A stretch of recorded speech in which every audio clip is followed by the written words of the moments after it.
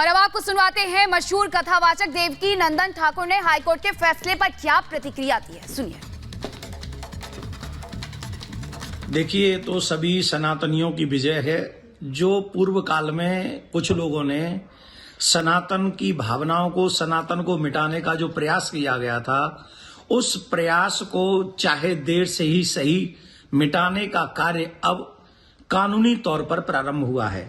ये बड़े दुख की बात है कि हमारे देश में जहां 100 करोड़ सनातनी हैं, वहां उनके प्राण राम, कृष्ण, शिव और जिनको पूछते पूछते 100 करोड़ सनातनी, उन हमारे पूर्वज कितने लोग उनमें आस्था रखते हैं, उन्हीं देवालयों को तोड़कर उन्हें अपमानित करने का प्रयास धूर्तों ने किया था, बाहरी आक्रांताओं ने किया था।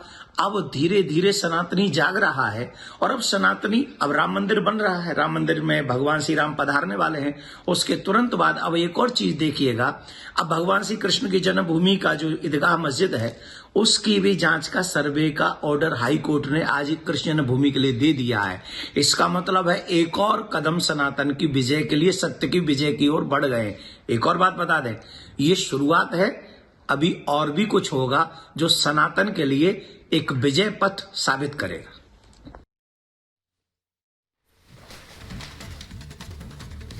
और संतों में खुशी जो है वो देखी जा रही है। आनंदम धाम के पूज्य गुरुदेव हमारे साथ जुड़ गए हैं। रितेश्वर महाराज जी, बहुत बहुत स्वागत है आपका महाराज जी रिपब्लिक भारत पर।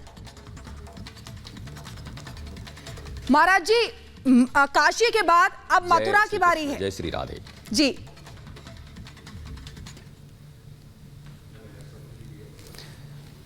काशी, अयोध्या, मथुरा, ये तीनों भारत की आत्मा हैं और 145 करोड़ भारतीयों और समस्त सनातनियों की आत्मा है भगवान राम, कृष्ण और भगवान भोलेनाथ।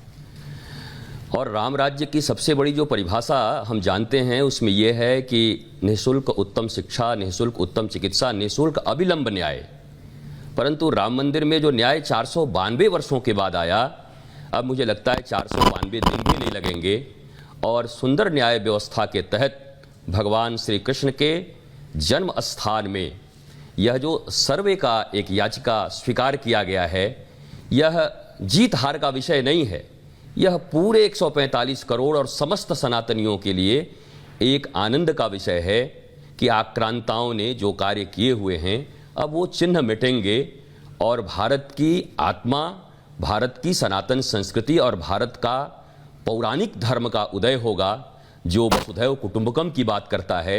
यहाँ कोई हिंदू मुसलमान की बात नहीं है। मुझे पक्का विश्वास है कि ये पूरे और पूरे भारत के लिए और पूरे सनातन के लिए एक बहुत बड़ा कदम है।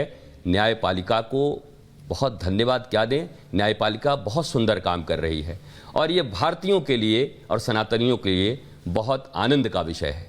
हम बहुत जल्द श्री कृष्ण जन्मभूमि का न्याय पाएंगे। जी बिल्कुल।